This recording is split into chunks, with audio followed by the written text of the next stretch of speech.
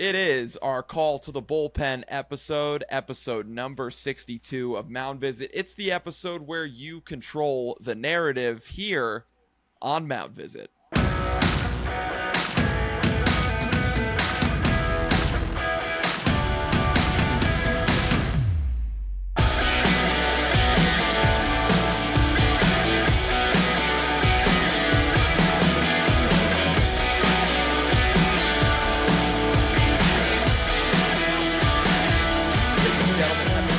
Number 62.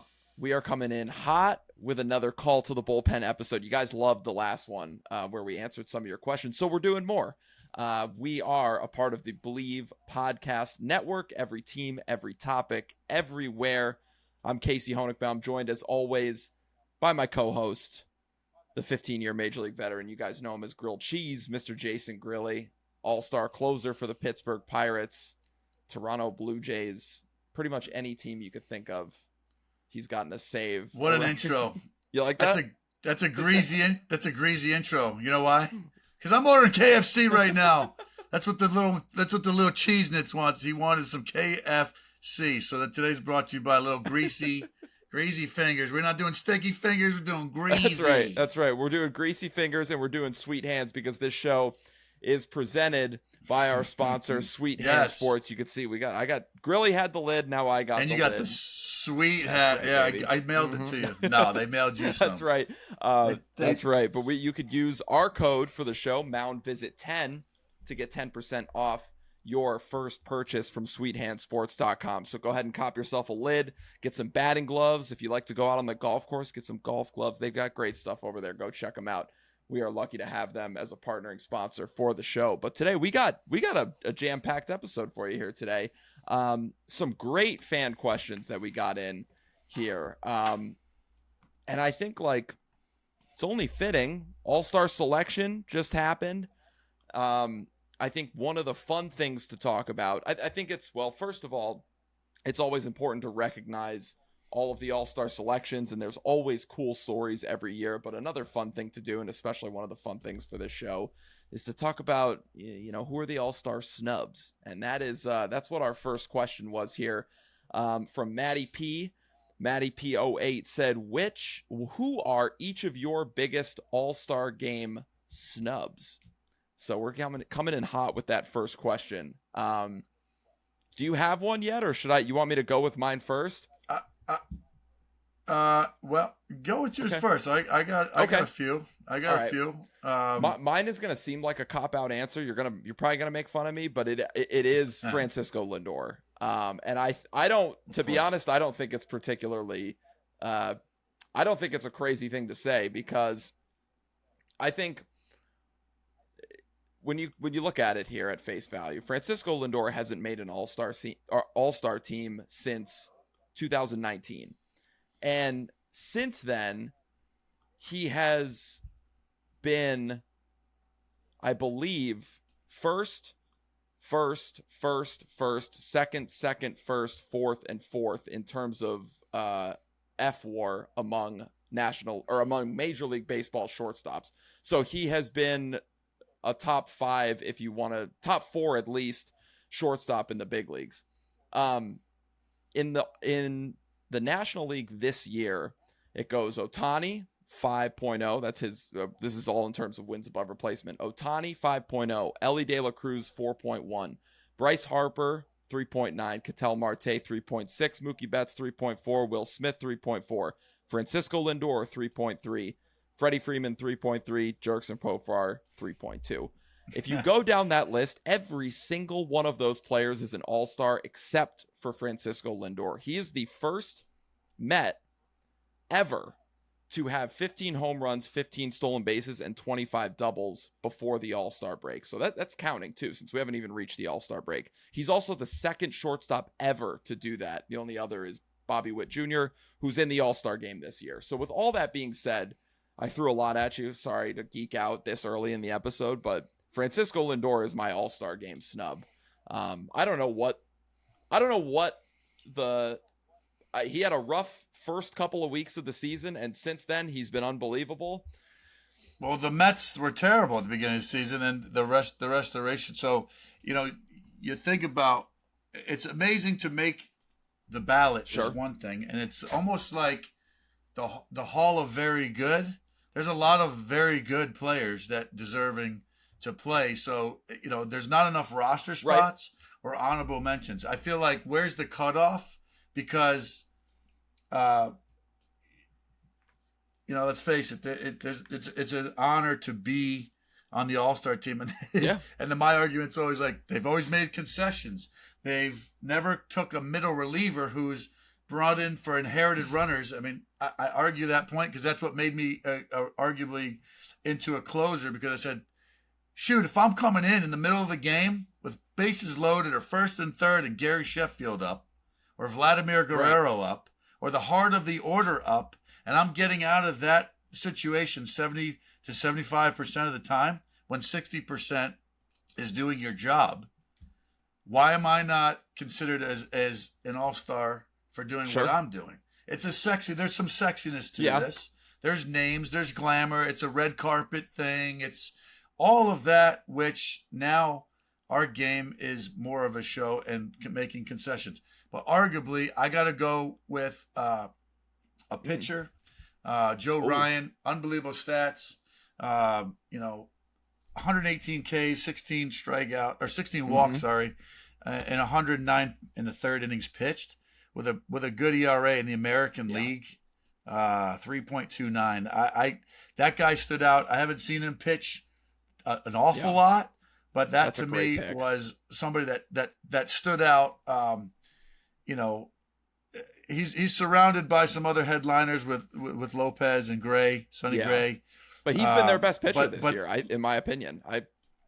Well, that's to my point. I guess that's why I'm circling him in. There's a lot of other people we could say were quote unquote snubbed. Guys, go get the Bahama vacation for the weekend or whatever and rest up, because if you're not an all-star, then go try to be the American League MVP or whatever, right? Win that award and get paid. I know all-stars, that's more of a feather in your personal cap if you make it. Who doesn't want to make that? It's a fun weekend, but I tell you what, it's a very exhausting one too. I remember when Joey Votto was like, I'm out of here during the home run derby. I go, where are you going, bro? He goes, I'm going to dinner. I'm going to relax. He didn't care. Go watch it on TV. I'm not in the All-Star home run derby. I'm going to eat dinner. I've done this all year. I'm going to rest up. So that's from a veteran who's been there a couple times, right? And it's like, which I found it a little bit odd, but okay. This is pretty awesome. Hang out with the guys in the league. The best of the best. I get it. Yeah. No, he's gonna go get a steak dinner. He had a hot date. I mean, sometimes that's better. There are things outside of baseball that could be better than your WAR. Okay, there are things better than your WAR, and life goes on after baseball. The transition is incredible. Like I said, I have something I'm dying to reveal, but I can't do it just yet because it's about the transition and life after baseball. But we'll get to that, Sarah. But congratulations to all those people. And not a surprise to me.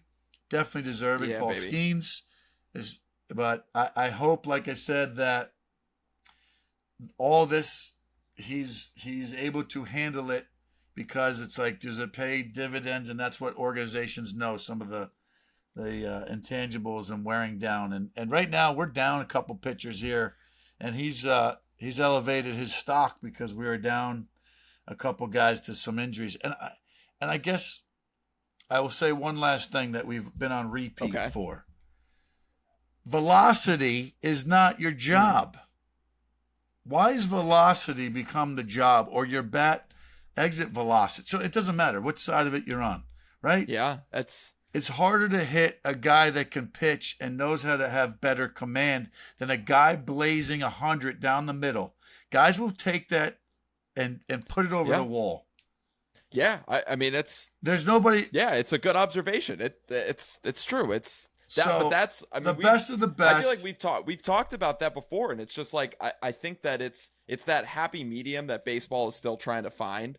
You know what I mean? And I feel like right now, because that's what we're seeing in the big leagues is velocity and exit velocity, things like that.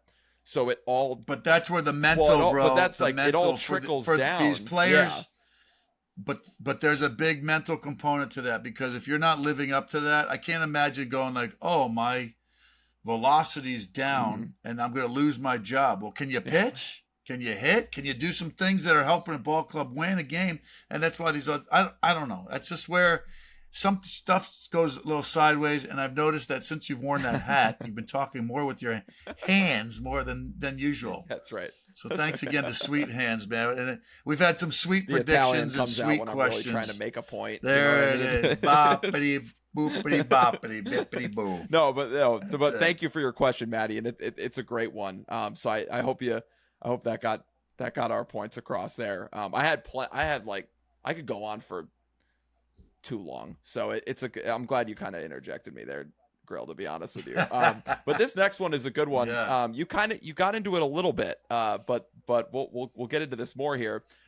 Reed wants to know, Jason, what was it like finding out you were going to the All-Star game, and what was the coolest interaction you had while you were there? Oh, man, I've only got to be there one time, but man, it was amazing. Like I said, I was on the ballot quite a few times. I thought I could have been an All-Star in 2012, which Kansas City is one of my other favorite stadiums, Kauffman Stadium. And that was the year I was setting up for Joel Hanrahan, and I thought I could have made it that year. I had a 1.7 or 1.6, I don't remember, but I had 1 million strikeouts, and I was striking out the earth, and I was striking out the middle of the order, and I was like, what is going on right now? I was enjoying. I had a lot of pent-up frustration. I was taking it out. But my favorite part of making the All-Star team was, I think I showed the picture. Where is it? I don't have it with me. Where is it? I just saw it on my desk somewhere. It was me and my dad. We'll find it and put it up so folks can see it. We'll find it. Yeah, just being named to it. And then my dream was always to have my kids sit on my lap for the All-Star Home Run Derby. Got a picture of that. So that was an interaction that was between me and my kids that I'll never forget. And seeing my son like in awe of just watching these bombs go off. The interaction that was the best was with Mariano Rivera. I was warming up, knowing Bruce Bochy told me, he's like, Grill, you got the ninth, in his deep voice, he's like, you got the ninth. And I was like, oh, yes. But then Mariano was warming up, and so was I, and he looked over at me, he just tipped his cap. We talked before, and he just gave me a salute, like, way to go, guy. Oh, that's cool. And I was like, oh, dude, I wish I could play with this guy and just go out to dinner with him and, learn how to throw a cutter. So that was a cool interaction. There was so many, man. There was just a lot of laughter, a lot of like celebration. It's a celebration. It's a red carpet event. You want to perform well. I gave off a leadoff triple to Prince Fielder. And I said, it reminded me of my, there's an interaction. I had an interaction with myself, a little mound visit with myself. I remember it made me draw into my inner rookie because I had to go to Hawaii. That was a tough gig, right? Getting drafted and said, hey, we're going to send you to the instructional league, and then we're going to send you to Hawaii for 3 months. I'm like, wait, we're getting paid to do what now? This is too much. So I went to Hawaii and I gave up a leadoff triple to my first professional batter. Yeah. And I go, I'm not giving up a run in my first professional inning. He's staying right the hell there. So my first All-Star, fast forward back, I go, that happened. I'm going to call on that again. I'm going to try to do the same thing, same mindset. Prince Fielder did not score. Damn right. So hell yeah. My inner rookie. So wasn't the inning I thought I was going to have. I was, nervous, excited, ready to throw up, which I did in between a lot of innings, getting ready. That was amazing one, watching Prince Fielder leg out a triple at the All-Star game. I'm like, all right. I'm here now. Yeah. Here we go. That's I'm here. So cool. And let's figure out how to get out of this.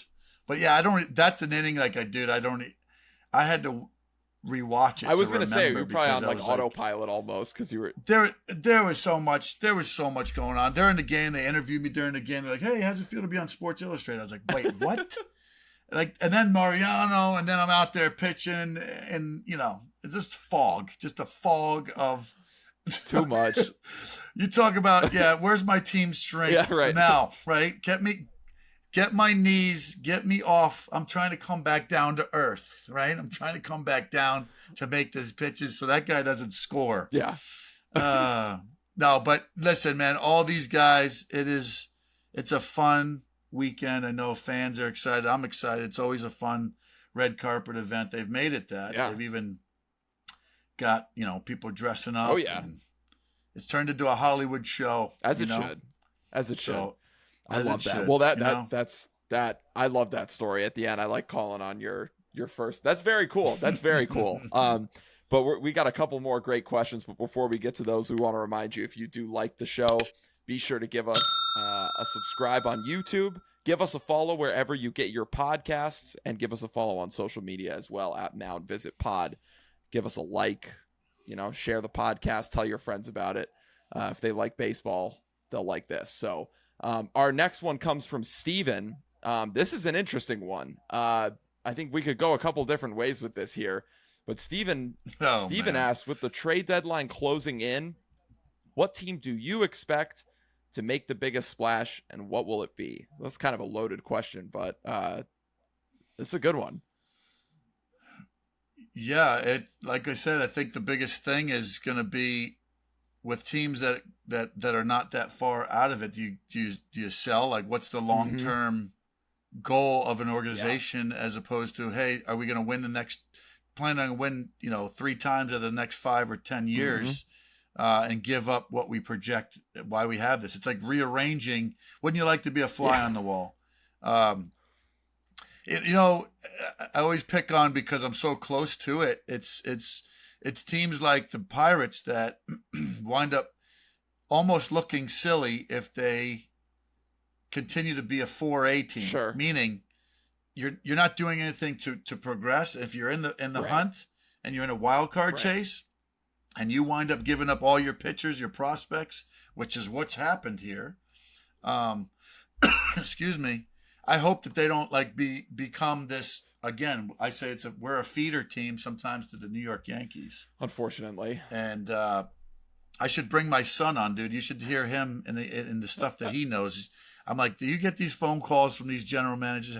How do you know all this? Twitter, baby. That's it's amazing what he gets into and digs into, because it's like I wake up and I'm having my second cup of coffee and he's already talking about what could potentially happen. I said, our GM's calling you. Did you give them your number? Everybody's a Twitter GM. I love it. Jace knows what's up. Yep. It is. It's incredible, but it's no different. All these predictions than taking a lottery pick of who's going to get hot at the right time. And like I said, if you look at the standings coming up, there's a lot of teams hovering around 500, even if they're a little bit below 500, which we said there's more losing teams on that, just on that Mendoza line. There goes the fly swatter. Yep. Yeah. Oh, yeah. So a lot going on between Glover and stuff happening. I'm going to unplug. So do you? That's one thing. Do you have a prediction, or what? What do you think? It's again, I hate to be so general and generalized. You're taking the easy way out because no, it's just it's it's hard to predict. It's hard to predict. It's hard to predict. Here we go. I'm gonna say the Dodgers and the teams with the money and the teams with all the loaded and that they want to win. Those are the teams that are gonna make the moves to win. If they have a shot and they know that they're gonna make that run, then load up. You have to. Yeah. You have to. It's like saying in poker, dude, I'm playing in poker and I know I got a good hand and I'm going all in because they're going to go, if I can't win with this, then I don't deserve to be sitting at this table. Yeah, and there are owners and there's teams that say that's what they do. That's what they have been known to do, and that's why they have more championships than That's a great point.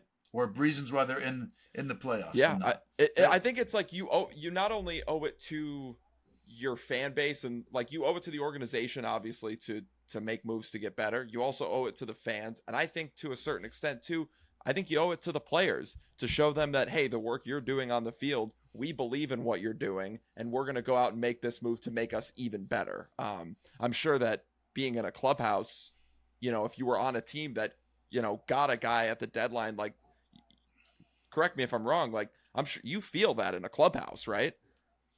Man, yes. I'll think of one because I'm a Blue Jay fan too. Get a guy like David Price coming in your locker room. Is that not an indication you're going like, we got David Price? I remember when coming off the 2006 World Series, we lost to the Cardinals, and you listen to the radio, MLB radio, and I don't remember where I was going. I stopped in my car. I'm like, oh my God, we got Miguel Cabrera and Dontrelle Willis. I feel like I'm going to get a chance to go back to the World Series. That's what I'm talking about. There's organizations that go, they're so angry and so upset. It's a very tough thing when you get that far, that deep into a season, that invested, that emotional, and the pain of a loss right at the end. It doesn't go away, man. Yeah. So my predictions. Okay. How big is that Band-Aid from that loss last year that you say, I'm not doing that again. I'm not feeling that again. That doesn't make you hungry. My prediction, it's a team that wants to go out there all in, but all of them got to be in. Yeah. Right. So. All right. Well, I'll go a little less, slightly less general. I'll pick a team. I'll go with the Phillies. I think the Phillies are going to make a move. I think we talk about teams like, especially like you just mentioned, a team going all the way. I like that. And just missing out, that World Series. I think they need a center fielder. They need power in the outfield. The Chicago White Sox have someone to offer in Luis Robert. I wouldn't be surprised if to even bolster the rotation even further, which they don't even need another starter. But if they really want to swing for the fences and go with Garrett Crochet as well, I wouldn't be surprised if that happened. But I think it's going to be a package that includes either Andrew Painter or Aiden Miller. Those are their two top prospects. One of those guys in a package to get Luis Robert. I think that's probably the biggest move of the deadline. And I think that for me, it's a team that has clear World Series potential. That is, that needs something, that needs one thing. I can remember back in 2015, just drawing on my experience as a Mets fan. Like I remember in 2015, it was like, we need a power bat. And they went out and got Yoenis Cespedes. It's like things like that. I think the Phillies need a power hitting outfielder, and they can go and get that in Luis Robert. So that's my prediction. But I'd be curious to hear. Well, the Phillies are one of those organizations, exactly. Like I said, to go back to general, they have, and they lost last year, right? And that sting hurts. Yeah, 2 years in a row, they've been real close. Real close. Yeah. Right. And if you looked at, you look at some of Bryce Harper's interviews and just what he was saying, I mean, he's hungry. He's won before. He's considered one of the leaders on that squad.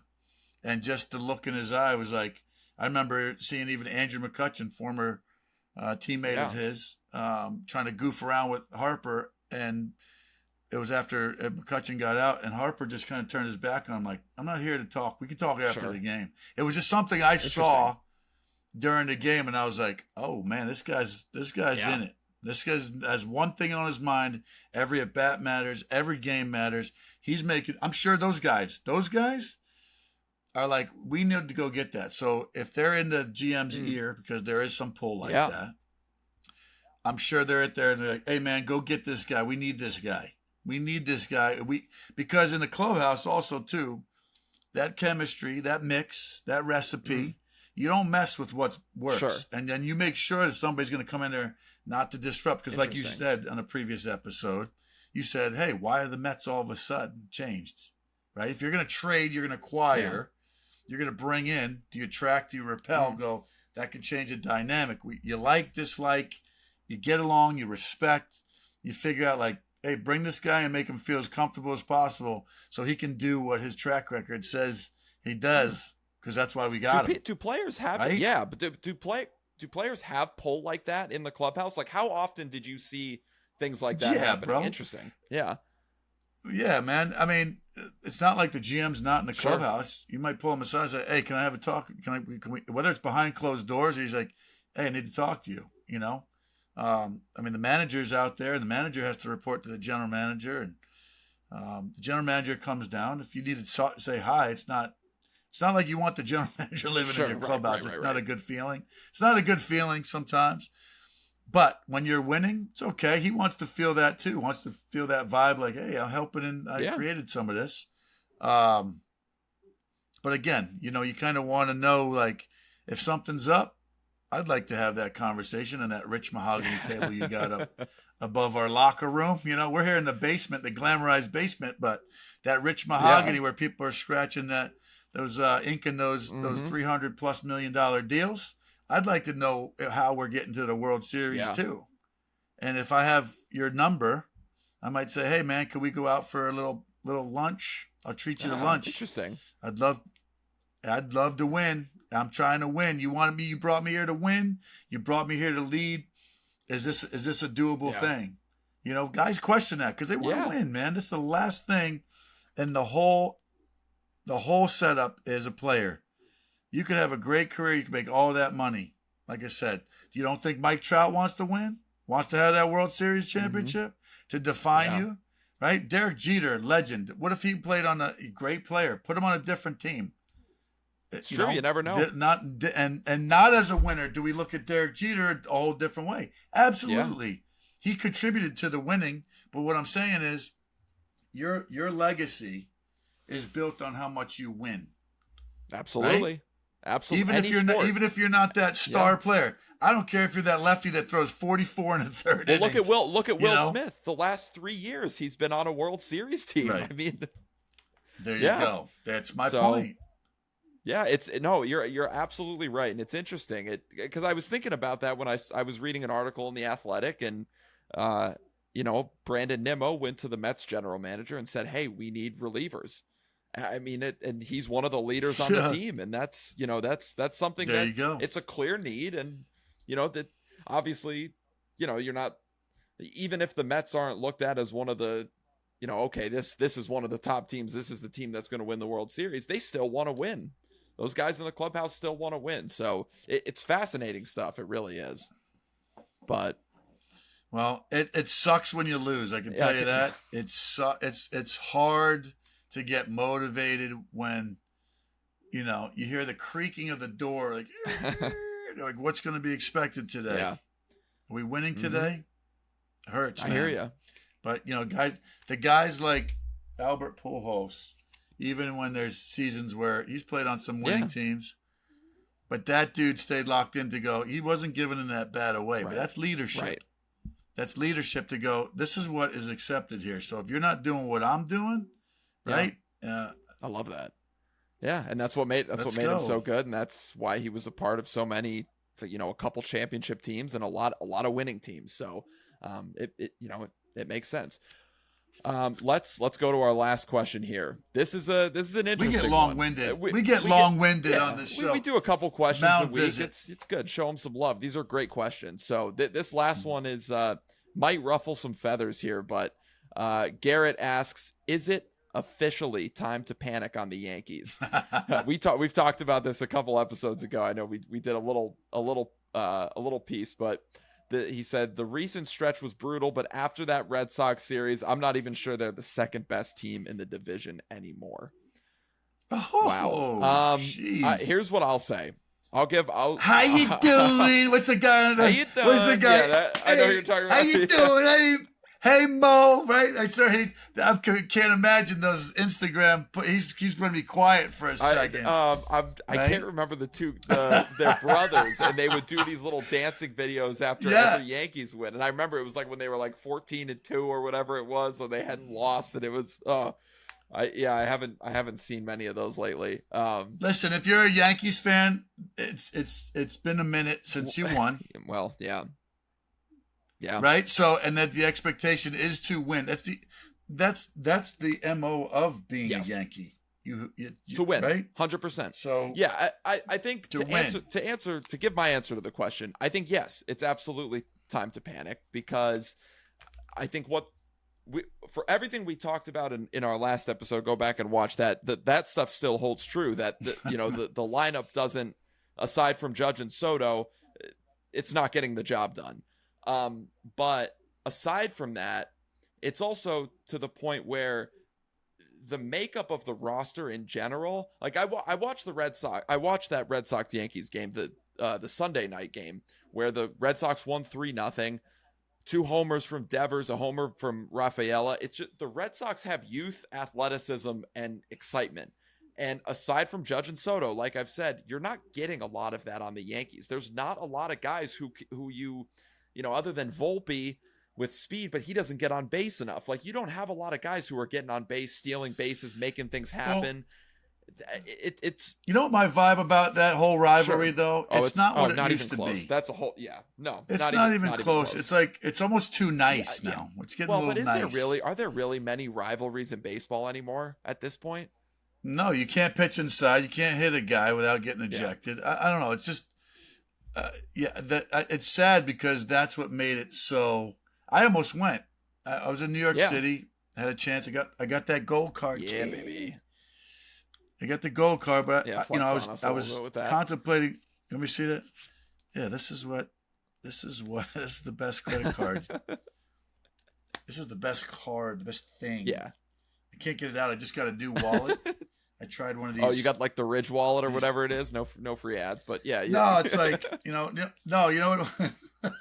See, this is what Mound Visit just gets me going. Like, I'm hanging out with you, and I'm hanging out with our subscribers to go. What are you talking about, Grill?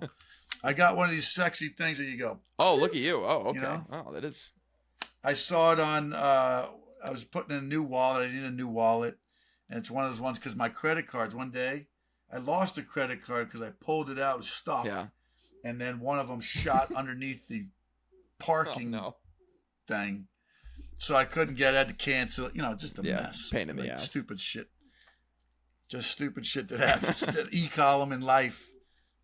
So here, if I where is it? What digging for gold in there? Sorry. Literally digging for gold. It's a Willy Wonka. I had a great Kit Kat bar. Willy Wonka decided to put it in my favorite candy bar. You get one of these. 8 years to all the 8-year timers, bro. Flashing the gold. Right? You get that free. But sometimes you get stuck in the nosebleeds. You would have been in the nosebleeds for Red Sox Yankees, I think. I was in the nosebleeds, and my first time I used this, I'm like, wait, I thought this got me something good. So I should have just bought tickets. No, that's very cool though. But I think to answer. But thank you, MLB. It's a big deal when you get 8 years. This is on your deal. They don't just hand those out. Chair. That's right. But cool. To answer Garrett's question, yes, I think you can panic a little bit. I think it's a large enough sample size where you say, okay, there is a real problem here. Luckily, it's like everything we've talked about kind of comes full circle. Trade deadline's coming up. If the Yankees are really serious about winning, there are moves. Yeah, they're coming for the Pittsburgh Pirates pitchers. There are moves to be made. I don't even think the Yankees need pitching right now. It's offense that they need. But they're coming. They're coming here. Watch. There's going to be one Pirate gone. Watch. Well, I'm not going to say. That's why I said I don't want to say things because here's the scrutiny, right? We'll be scrutinized for saying, "Oh, look, you're wrong." I'm just saying. I just know there's a pipeline. There's a separate phone, like a red phone that it's. Oh, the Yankees are calling. Who do you need? Garrett Cole? Sure, there you go. You take Williams next? Okay, here you go. Take your outfielder. Yeah, watch. Yeah. I mean, hopefully not for the Pirates' sake, but yeah. So what do you think? Are you in or out on the? Are you? I honestly I don't know about second best team. I think it certainly looks like it right now, but we'll see. The deadline is going to prove a lot for me. I think that's kind of a cop out, but I think the deadline is going to prove a lot. If they don't make a lot of moves, hit the panic button. for sure. I think you can hit it right now, but it's like a light. You're circling around it, being like, all right, what are we doing at the deadline? If not much, then smash that panic button. Here's where the panic lies. If that clubhouse, this is where the panic has to be controlled. Okay. The leaders, the captains of the team, Judge, they got to keep those reporters at bay, man. Yeah. Because that's right. Yeah. The media, the fans. There's no keeping the New York media at bay. That's I was just gonna say that's a very hard thing to do, and that's why when guys like AJ Burnett go from there to Pittsburgh, careers go up because there's a less intensity. I don't want to say different there's less scrutiny. pressure. It's different. There's different expectations that you go, woof, that is heavy, man, because. Yeah, you don't think that these guys want to win every game. Yeah, they do. Yeah, they don't want to be doing poorly. You're placating to a tough expectation that's never going to go away. You're absolutely right. Yeah, well, those are some awesome questions. We really thank you guys for sending those in. We love looking at those every week. So keep sending them our way. You can send those on Twitter. Send them to us on Instagram. You hit either one of us up or hit us up on our official account at Mound Visit Pod. We hope you enjoyed this episode. We got a couple more coming to you this week, so we're excited to get those your way. But before we do that, subscribe to the show, leave a like and a comment, tell your friends. It would really help us out if you rate, review, and share the podcast wherever you like to listen to your podcast as well. That really helps us out. And we love doing this for you, so show us some love. We appreciate it. And with that being said, I mean, sweet hands. Keep on trucking. Sweet hands. Keep on trucking, you know.